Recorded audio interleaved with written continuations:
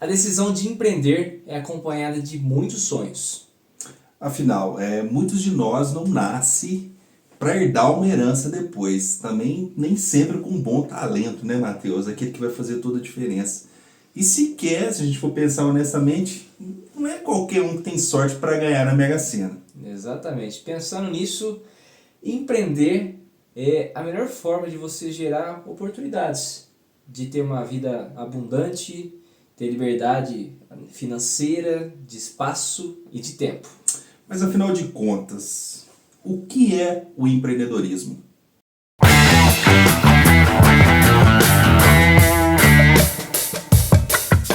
Sou Luiz Pedrosa. Meu nome é Matheus Menezes. Seja muito bem-vindo ao canal de negócios Você Empreendedor. Já é inscrito no canal? Se ainda não é, inscreva-se. Se você já é, compartilhe com mais pessoas.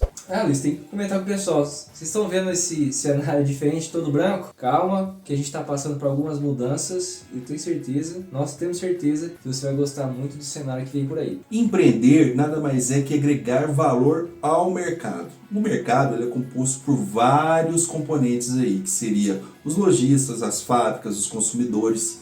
E por meio do dinheiro, que é a moeda de troca, eles dão valor, eles dão realidade a qualquer mercado. O mercado é o ambiente em que as trocas comerciais acontecem e atuar sem conhecê-lo é semelhante a estar em uma floresta sem um mapa, ou seja, totalmente vulneráveis. Precisamos conhecer o mercado ou seremos como viajantes perdidos. Ô Luiz, e falando sobre isso, a gente precisa depois gravar um vídeo específico em dicas, né, de como conhecer o mercado, hein? Ótimo, ótimo, claro. Inclusive, na hora que esse material estiver pronto, vocês podem conferir no link aqui em cima. Retomando aqui, basicamente, o mercado é uma estrutura econômica. Existem diversos mercados, mercado de bebidas, mercado de saúde, mercado de futebol, mercado de ensino. E em todos esses mercados existe a interação entre empresas e pessoas. E a cada dia essa interação torna esses mercados mais reais e maiores. E quando o Luiz cita maiores, ele fala no sentido de crescimento. E basicamente o crescimento é quando tem uma maior circulação de capital e nos mercados isso ao longo do tempo cresce ainda mais. Lembrando que o capital, como a gente cita aqui, ele é a moeda de troca, né? É o dinheiro que torna possível essa interação entre as mercadorias que vão fazendo com que demanda e oferta cruzem suas referências. Até mesmo dentro do Brasil a gente pode observar diversos mercados diferentes, né? A gente pegar ali a 25 de março, a gente pega uma gleba de produtos que são comercializados diariamente e tem um tipo de foco, um tipo de mercado. De outra forma, a gente pode pensar nos mercados de shopping, que criam outros sistemas de negociação.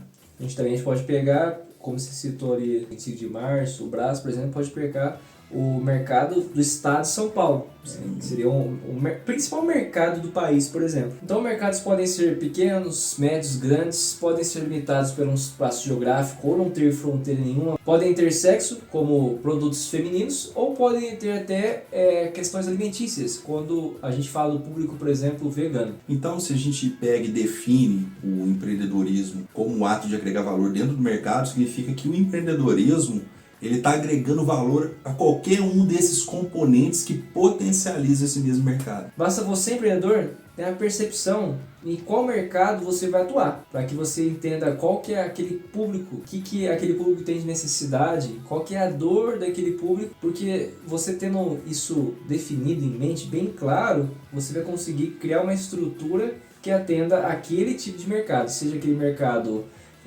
bairro, aquele mercado municipal, estadual ou até global. Parece uma coisa, falar de uma coisa que parece um mercado pequeno, mas é extremamente útil e prospera bastante a cada dia em todas as cidades, que seria a feira de verduras. Sim. Se você for olhar, né, na mesma barraquinha aqui do A, você compra um tomate, mas você vai pro B para comprar um quiabo, sendo que aqui também tem quiabo. Então, essa perspectiva de mercado altera de pessoa para pessoa.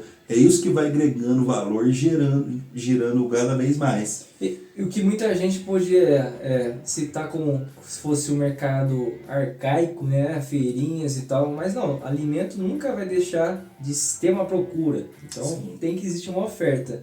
E nesses tempos agora, a gente vê muita questão de o pessoal usa fertilizante, agrotóxico e tal.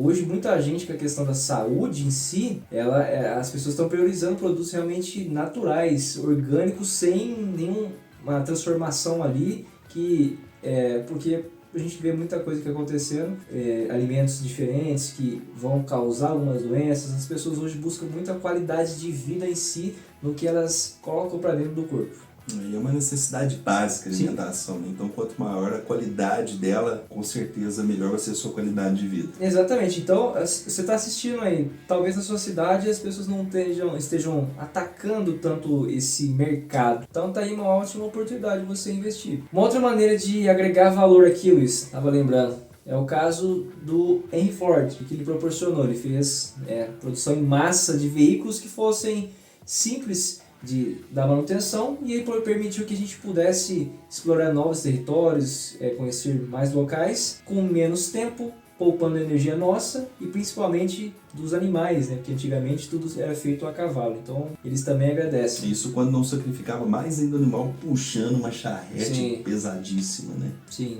Por mais que fosse um recurso, realmente é um desgaste muito grande para o animal. Cara, até hoje eu vejo alguém montar no cavalo, desce aí, cara. Nossa, caiu ali. Caiu, cara. O que aconteceu? Tá caindo aí. Ó, tá caindo. Pô, vamos usar isso aí, você sabe. Tá caindo de novo. O outro exemplo disso, Mateus, são os livros, né? A magia contida nos livros. O que isso significa? Imagina um autor aí que escreve sobre negócios. O cara passou a vida inteira aperfeiçoando, cometendo erros e acertos, e ele transcreve ali no livro todas as experiências que ele teve. Isso faz com que a gente, como leitor, aprenda em poucas horas o que essa pessoa levou uma vida inteira. É claro que o aprendizado varia de pessoa para pessoa, a aplicação é diferente de pessoa para pessoa, mas isso com certeza pode evitar que a gente cometa muitos erros, que a gente também consiga pular etapas e ser mais assertivo nas coisas que a gente deseja. Por isso eu peguei até uma frase do Breno Perrucci, ele cita que conhecimento é o maior minimizador de risco. Ou seja, o cara teve uma vida toda de erros e acertos, em poucas horas que você leu, pra mim isso é um avanço de vida ali. E aí tem gente que fala que livro é caro. O cara passar uma vida toda quebrando a cabeça e depois de muito tempo você chegar num sucesso, poxa, se eu tivesse aprendido isso antes. Agora a gente tem pessoas que trilharam o caminho e agora é só você ler. Hoje é mais fácil, né? Tem audiobook, ou seja, uma outra forma de agregar valor. Tem os livros e o cara ainda assim viu uma necessidade, a questão da pessoa não querer ler e tal, colocou o audiobook, ou seja, atendeu um outro mercado ainda. E a gente está falando aqui sobre livros, e a gente pode pegar como exemplo aí vários que ultrapassaram milênios. Apesar de ter sido escrita por humanos, a Bíblia é uma referência mundial. É um livro que se provou no tempo, né? É um livro que se provou no tempo. Aí eu vou citar outros livros, porque a Bíblia é algo que está acima, né? Algo que não se compara. A gente pode citar Odisseia, Ilíadas, que são os livros de Homero, que narra a Guerra de Troia. A gente pode citar Sêneca, Cervantes, né? Dumas. Então a gente tem esses livros que estão vencendo as barreiras do tempo. Se a gente pegar os escritores brasileiros também, os ensinamentos que eles dão, que se aplicam a quase tudo, né? Porque você acaba vendo a realidade do que acontecia, de certa forma, nessas cidades, como que foi a evolução das civilizações, por exemplo. A gente pode pegar Grande Sertão, Veredas. E o que a gente está falando aqui é a questão de o livro em si é uma maneira de você perpetuar o conhecimento. Perpetuar o conhecimento. E assim, é o que a gente citou, né? A gente citou tantos autores, mas qual que era a finalidade daquilo? Não necessariamente elas estavam falando de negócios, mas muitas coisas se aplicam, porque os negócios só são possíveis hoje por conta da evolução das civilizações, né? Não evoluiu, vou trocar cabra por sal. Hoje você compra uma cabra com dinheiro, da mesma forma que você compra o sal com dinheiro. Então, se as civilizações evoluíram, foi com o intuito de alguma forma, aperfeiçoar esses mercados. Bom, e como nós citamos exemplos do Ford e dos livros, tem também Uber, farmácias, entre outras profissões que, quando essas profissões são difundidas, mais valor é gerado. Quando você gera um produto, cria um negócio, um serviço, é uma maneira de você agregar valor. É óbvio que tem pessoas que agregam mais valor do que outros. Assim como tem profissões que agregam mais valores que outras profissões. E uma confusão comum, Luiz, é acreditar que quanto mais tempo eu trabalho, mais me esforço, mais eu vou agregar valor. E não é. Por exemplo, Você está aqui, um porteiro trabalha 16 horas por dia, ele não agrega mais valor do que, por exemplo, um cirurgião que trabalha 8 horas. Bom, pessoal, o que precisa ficar claro aqui é que, obviamente, nós não estamos desmerecendo nenhuma profissão. Toda profissão é digna e merece admiração e respeito. O intuito aqui é mostrar a relação entre oferta e demanda. Em resumo, quanto maior quantidade de pessoas tem procurando por algo, menor é o seu valor. Por exemplo, existem muitas pessoas capazes de limpar algum cômodo, ou seja, de faxinar uma casa, por exemplo, de vigiar alguns carros, mas existem bem menos pessoas capazes de consertar um cérebro. Então, ou seja, menos pessoas que fazem uma função, muita gente procurando, ou seja, uma demanda maior, ou seja, isso aqui vai valer mais. Ao contrário, muitas pessoas que ofertam um serviço e o valor daquilo fica mais barato, ou seja, muitas pessoas também fazem, então a concorrência é maior. Bom, entendendo isso, a quantidade de dinheiro que a gente recebe é diretamente proporcional à agregação que a gente dá ao mercado. Agregação de valor que a gente dá ao mercado. Vamos dar, por exemplo, aí, uma pessoa que joga futebol e é contratada por um clube grande, com certeza ela vai ganhar muito mais dinheiro, né, do que um professor, por exemplo, como a gente disse, sem desmerecer a profissão. É porque professores têm muito, e essa procura pelo jogador que gera valor, que traz retorno de dinheiro, é onde a economia se estabiliza no mercado específico. Um exemplo aqui, por exemplo, de futebol que o Luiz citou. O Neymar, quando ele foi para o PSG, teve um valor agregado gigantesco, não só para o futebol que ele exerce, mas, por exemplo, quantas camisas não foram vendidas quando o Neymar, só de anunciar o Neymar como jogador do PSG? Quantos patrocinadores agora não decidiram? Foi lá que, por exemplo, ele tinha um patrocínio da Nike, e aí mudou, foi para Puma.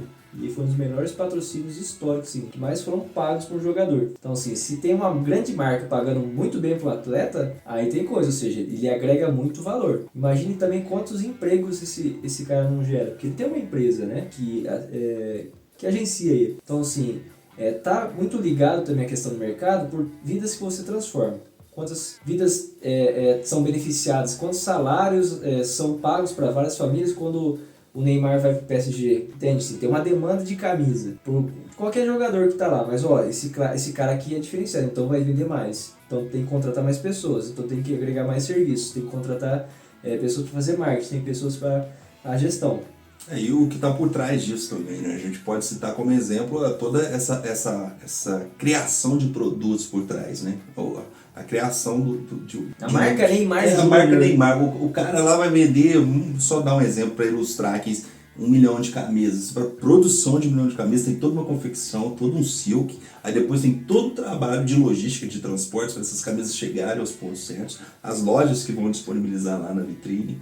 Então isso agrega valor para muitas pessoas. Agora ele é embaixador daquele jogo Fortnite. Então já é um outro nicho que ele está agregando valor. Assim, quem define isso é o mercado. Por quê? O professor também agrega muito valor, sabe? Desde o cara da base até o professor universitário, que é o que mais ganha dinheiro, por exemplo. Ele agrega valor. Ele agrega valor para muitas pessoas. Só que o mercado, ele só premia o resultado, ele não enxerga esse tipo de valor. Ele enxerga a questão financeira, quanto de valor as pessoas vão enxergar naquilo financeiramente. E a gente não pode confundir isso, né? Porque o professor, ele gera educação, que é um valor comensurável. O que a gente está falando aqui é de retorno financeiro mesmo, específico do mercado. Outro exemplo que a gente pode encaixar é o Jeff Bezos, que é o fundador da Amazon, né? Ele é o homem mais rico do mundo, junto com o Elon Musk, assim, sempre ficam ali, o Elon Musk está acima, mas se a gente for pegar os dois como exemplo... Esse tem o mesmo padrão de vida, né?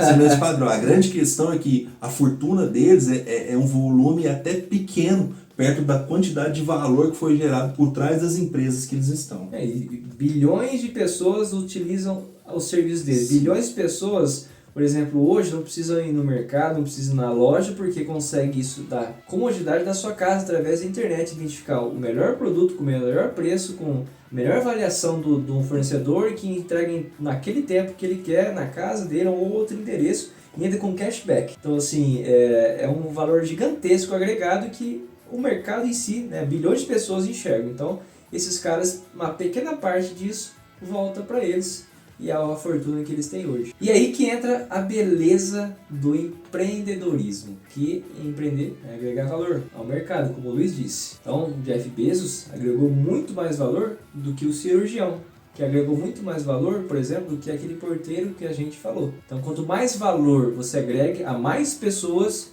o mercado percebe isso e ele te premia. Então, eu vejo que, assim, me perguntam uma vez, Matheus, a questão de empreender no Brasil, qual que é o tamanho da oportunidade? Gigantesco, porque o Brasil é um país cheio de problemas, ou seja, oportunidades e cheio de problemas. Você faz uma multiplicação, tantas oportunidades que tem para vários problemas. E quanto mais pessoas estiverem nesse problema e eu resolver isso, mais é a maior oportunidade de empreender. Então, no Brasil, é gigantesca essa oportunidade. E se você acerta aí essa resolução... O mercado, define o mercado certinho. O mercado vai te premiar financeiramente.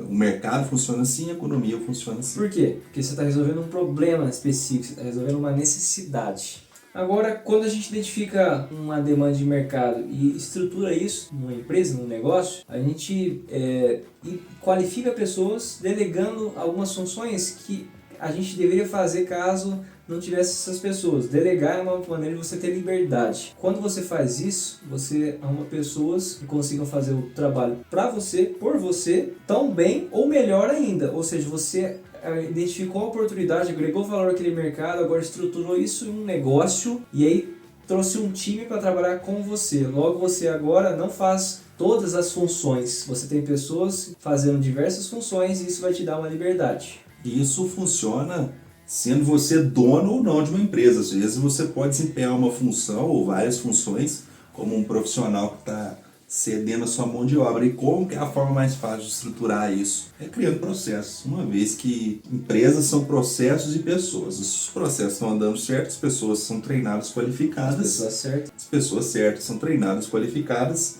E isso gera autonomia. E gerando autonomia, você acaba sendo aquele agente interno ali que já passou por tudo, mas todo aquele desempenho de função não fica especificamente amarrada ao seu profissionalismo. Você descentraliza tudo ali. Inclusive, a gente tem um vídeo falando como delegar funções corretamente. Pois clica no link aí. Luiz, e você citou a maneira de você delegar a função, de você criar os processos mesmo não tendo uma empresa. Mas quando você tem uma empresa e você faz isso, aí sim você tem um negócio. Porque se você cria algo que depende estritamente só de você ali, todo o processo passa por você, mesmo que você, eu tenho uma funilaria, na verdade você criou um emprego para você, né? Que depende tudo de você. Agora, se você consegue delegar, aí você tem uma liberdade, aí sim você tem um negócio, uma empresa rodando. É que vocês chamam de trabalhar por conta, né? Você acabou criando o seu emprego ali, desenvolvendo o seu negócio, mas ele não é um negócio em si promissor por falta de mais pessoas qualificadas. Você não consegue tirar umas férias, por exemplo. A gente tem que ficar trabalhando até o final de semana, isso aí é extremamente exaustivo. Além disso, você tem toda a responsabilidade da produção. Então vai ser pior do que o emprego ainda, se a gente pensar nisso. Mas enfim, gente, empreender, agregar valor, entender oferta e demanda, que são leis básicas que regem todo esse ecossistema de empreendedorismo. Empreender sem ver esse vídeo, eu tenho certeza que vai ser bem difícil. Mas empreendedorismo nada mais é do que você dedicar tempo, dinheiro, abdicar de sair alguns finais de semana, abdicar de assistir uma série, focado numa ideia. Mas tenha certeza que isso vai valer a pena. Você identificar algo que você gosta de fazer, com algo que você tem uma aptidão, com um mercado que tem uma necessidade, que precisa resolver alguma dor, eu tenho certeza que você vai conseguir agregar muito. E a gente viu e deu vários exemplos de que quem agrega valor é muito bem recompensado. Se eu tivesse que trazer uma outra definição de empreender, além de agregar valor, é buscar formas de ajudar a sociedade em troca de liberdade. E aí você falou assim, mas e o Jeff Bezos? Ele não trabalha? Ele trabalha porque ele quer. Ele já deixou de ser CEO para ser conselheiro, ou seja, vai ficar só na parte estratégica da Amazon, basicamente porque ele gosta do que faz. Mas hoje mesmo não podia mais trabalhar. Ele quer porque quer fazer. E essa é a ideia de ter liberdade. De estar onde você quiser, ter liberdade financeira, de estar com quem você quer. Então, pessoal, para concluir aqui, Quanto maior o valor agregado ao mercado, maior é a riqueza gerada dentro desse mercado.